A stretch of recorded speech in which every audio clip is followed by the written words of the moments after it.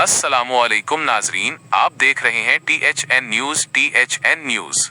आज की अहम खबर लाल उरायनिक से, जहां एक गरीब मजदूर के रोजगार का वाहिद जरिया आग की लपेट में आ गया, जिसकी वजह से लाखों रुपए का नुकसान हुआ है। शाही बाजार लाल उरायनिक में थीम मोहल्ले के करीब मोबाइल कम्युनिकेशन और डाउनलोडिंग की दुकान चलाने वाले मजदूर कामरान खासखीली की दुकान को रात गए तकरीबन 1 बजे अचानक आग लग गई। इत्तलाआत के मुताबिक आग बिजली के शॉर्ट सर्किट की वजह से लगी, जिसने चंद ही लम्हों में पूरी दुकान को अपनी लपेट में ले लिया।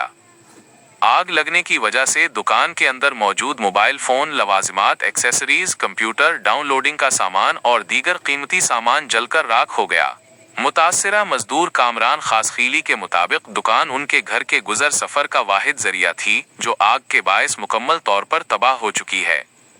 उन्होंने बताया कि दुकान में मौजूद लाखों रुपए का सामान जल जाने की वजह से वो सख्त माली परेशानी में मुब्तला हो गए हैं।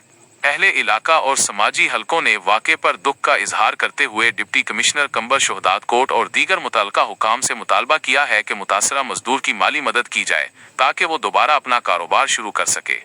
मकामी शहरियों का कहना है कि गरीब मजदूर की देखभाल करना हुकूमत और मुखय्यर हजरात की जिम्मेदारी है, ताकि मुतासरा खानदान की मुआशी मुश्किलात का इजाला हो सके।